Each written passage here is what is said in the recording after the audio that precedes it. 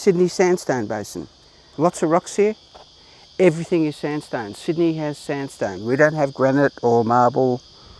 I wanted to do a composition with a lot of shadow detail, and this is about perfect for that. All of the shadow under the cave there is just perfect. There's also some bright patches of sun there that's in full sun. Now I've got to sort of work a bit quickly because that's going to move and disappear on me if I'm not very careful. I've only got 3 lenses with me today. Well, I've got a 90, I've got the 65, but I also packed in a little 125mm lens because it's so small. I fit it into the available space. Cool. Let's make some fun happen. Okay. If I'm using the 90, I can have that a little bit further out. Absolutely, definitely. Now, I'm probably going to be using quite a bit of rise because, as you can see, I'm in a low vantage position, and I really want to keep my camera back straight so I get a bit of maintain the perspective of the verticals here. Okay,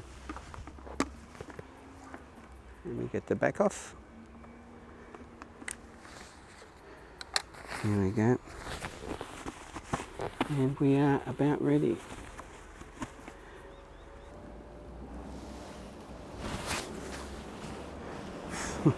As it is, I'm getting this plant in the foreground, so we shall see what happens with that.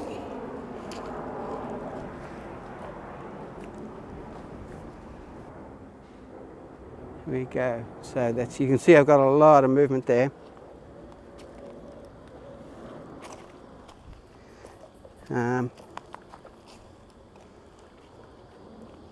There's my scale. It's a bit hard to see. There we go. I go off the dotted line. So I've got 30mm of movement. There you go. 30mm of rise. I can probably do a bit more.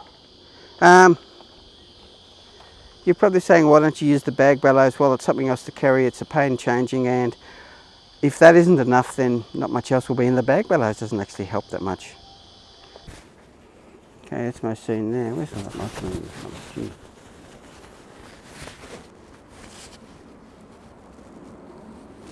There we go.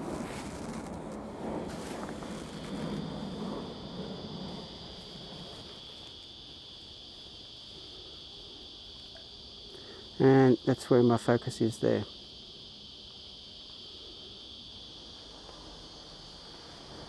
Okay. Spotmeter in.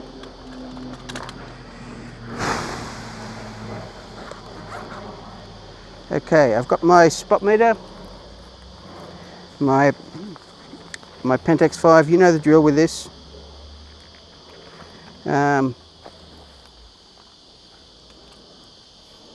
I'm using, turns out I've ended up grabbing all of the film I had in loaders, and I've got Lucky, Fomapan and FP4. So I'm going to take do another comparison of that, I suppose. Okay. Now I want to make sure I don't lose the shadow detail, so I'm going to put the light coloured rock at the back there, and that's bang on 8.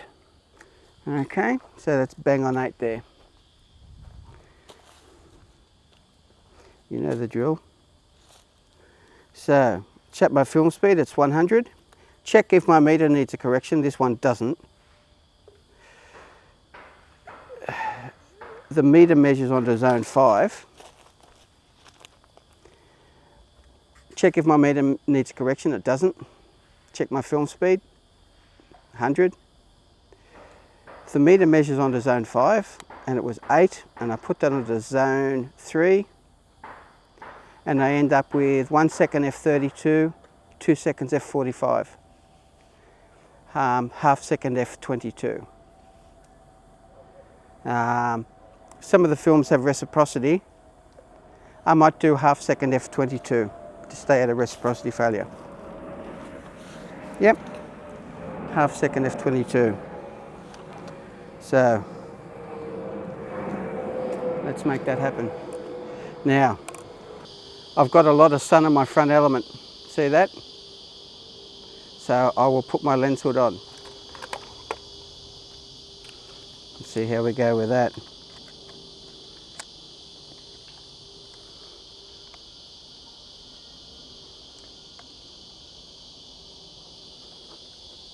Okay, that's where I've ended up, that much lens hood. And I'll see if I can get away with that.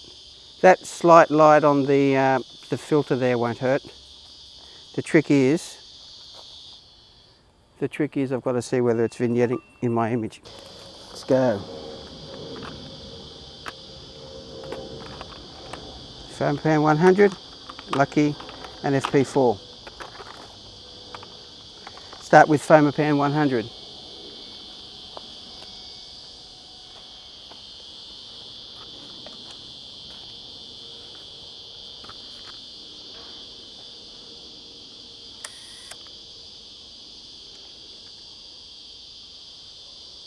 I need my pencil to operate the lever.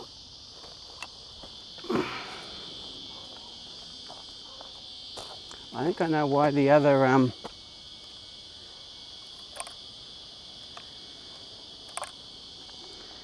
lens hood has a slightly larger the sun's moving on me. Let's go. Let me tighten everything down first of all. Here we go. Okay.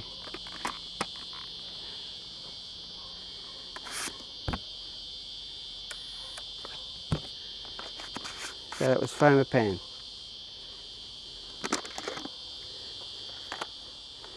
This is Lucky.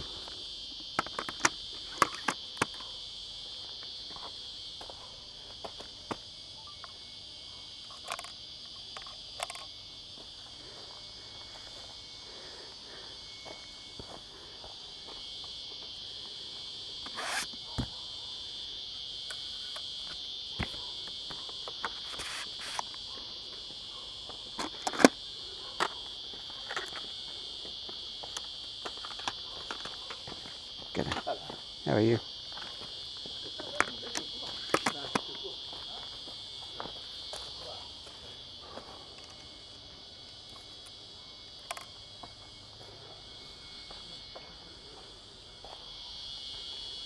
FP4. Okay.